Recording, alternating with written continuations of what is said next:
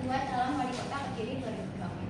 Yang ketiga, menganalisis praktik dramaturgi berupa onstage dan backstage dalam misi kedua calon wali kota Kediri 2024 terkait relokasi PKL.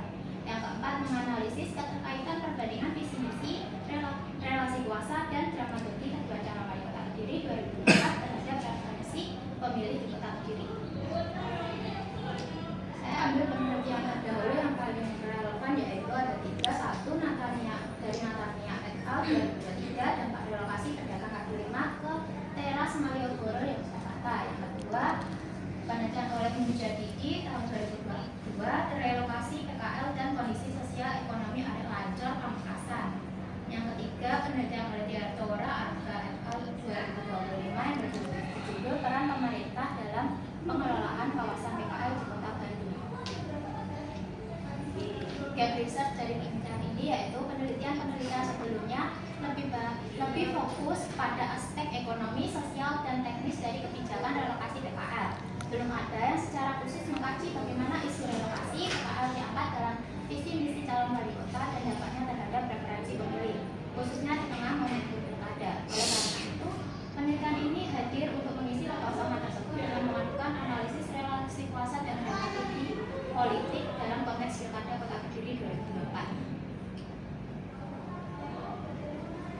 Landasan teori yang dipakai yaitu teori relasi kuasa dari Michel Foucault dipakai untuk menjelaskan bahwa relokasi PKL bukan semata-mata kebijakan teknis menataan kota, melainkan bagian dari praktik kekuasaan.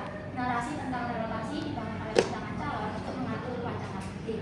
Dengan teori ini, penelitian menganalisis bagaimana visi misi paslon bukan sekedar janji, melainkan alat menilai realitas sesuai kepentingan politiknya, bukan hanya sebagai kebijakan teknis, tetapi sebagai praktik politik yang merefleksikan relasi kuasa antar negara, warga, dan pemerintah. Teori memasukkan teori dramaturgi juga.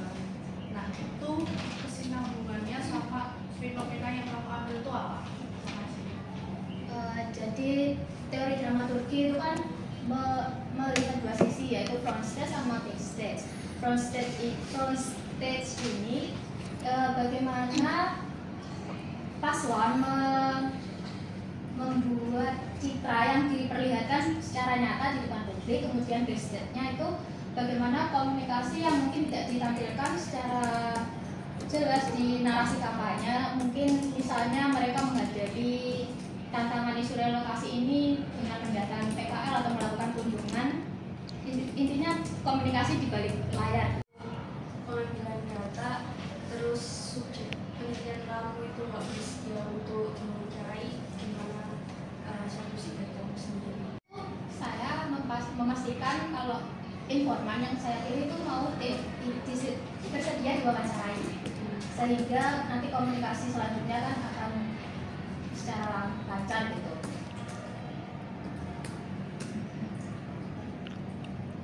Dari fenomena relokasi PKL di Jalan Brawijaya tersebut.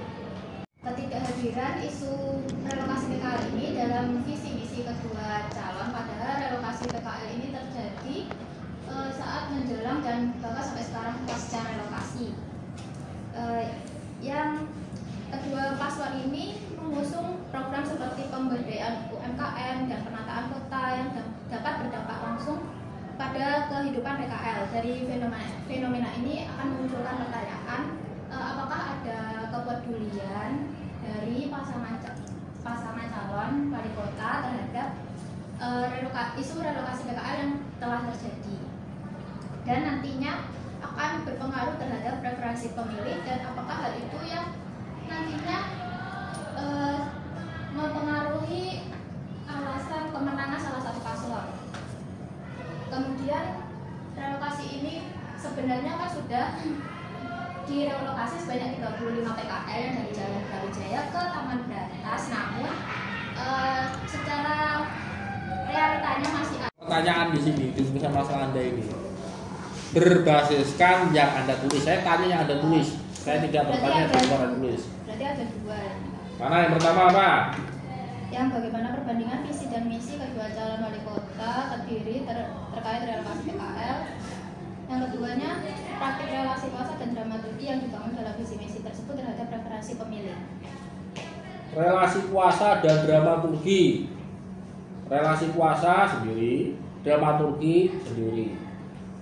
Sebenarnya Anda pengen mau relasi kuasanya atau dramaturgi atau dua-duanya, berarti itu sudah dua, itu secara tidak langsung Anda sudah dua konseptual term ya, relasi kuasa dan dramaturgi.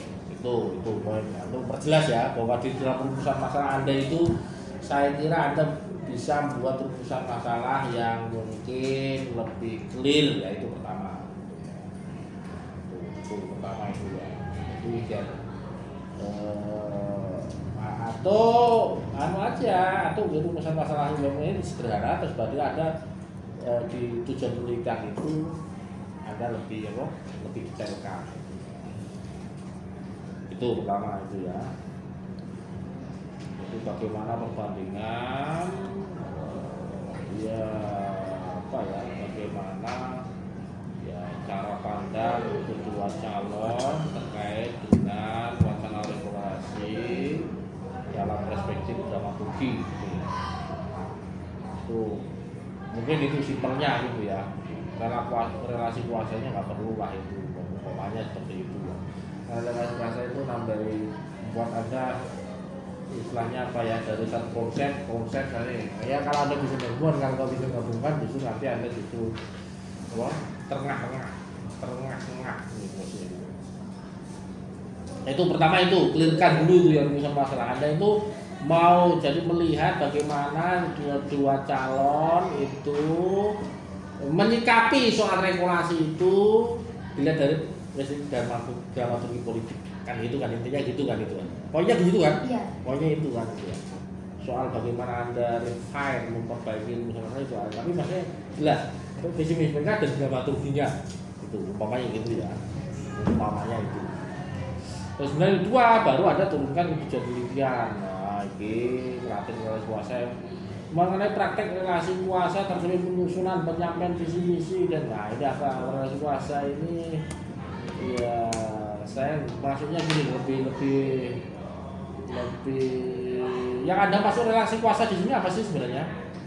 Kekuasaan dari wali kota itu nanti merumuskan kebijakan, Pak, yang nantinya dapat mempengaruhi kehidupan PKL. Iya, kan belum jadi wali kota. Iya. Hal-hal Anda yang seperti itu ya dramaturgi mereka aja, sehingga mereka dalam konteks soal PKL itu aja. Mereka belum jadi kok. Ya iya kan, sudah. Tapi kan Anda masih ini kan post factum. Iya. Jadi kan Anda lihat soal visi misinya. Jadi kan post factum sudah terjadi, bukan yang sekarang. Nah, kecuali Anda perubahan rumusan masalah, bagaimana calon kemudian yang terpilih ketika menyatakan visi dan misi dan sekarang menjadi wali kota, itu jauh berbeda. Itu maksud saya itu. Anda yang mau mana? Sebelum terpilih wali kota atau sesudah terpilih wali kota? Yang sebelum, karena sebelum. membandingkan dua visi. Nah iya kan, itu. Jadi ya jangan kuasanya, asumsinya mereka masing-masing.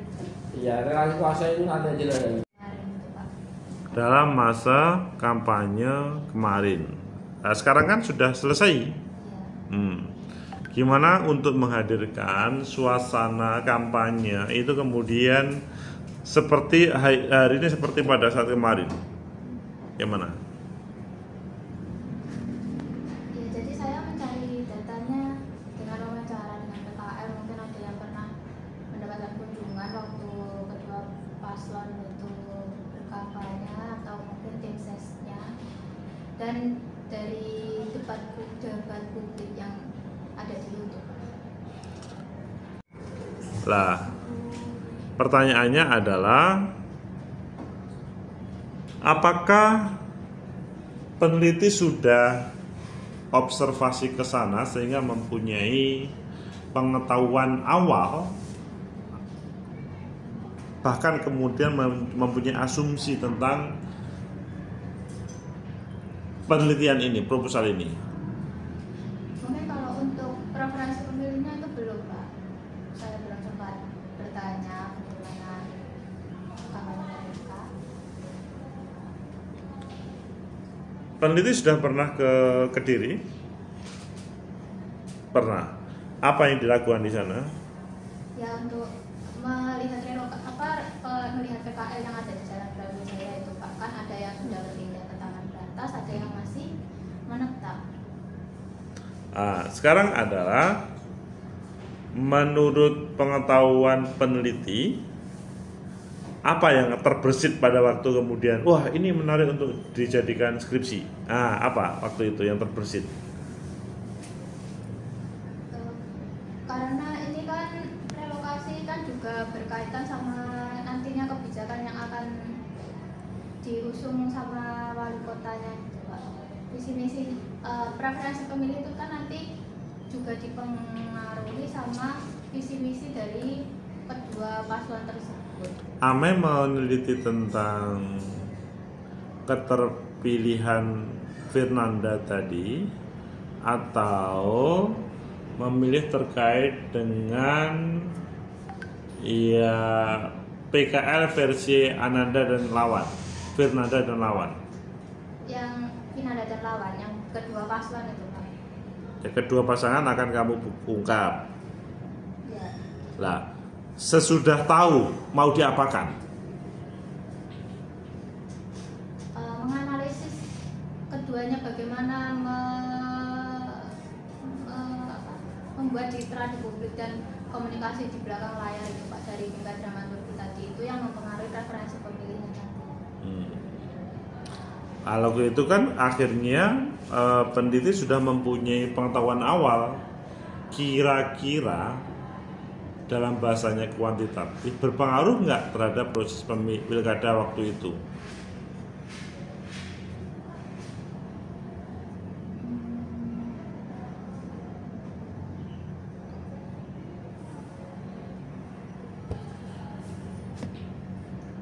Kira-kira punya pengaruh nggak dalam bahasa kuantitatifnya? Mungkin bisa ada pengaruh sih Pak. Dan kamu pernah bertanya nggak kepada PKL? Belum. Nggak boleh. Jadi kalau penelitian itu harus ada kejujuran, tidak boleh mengirangi.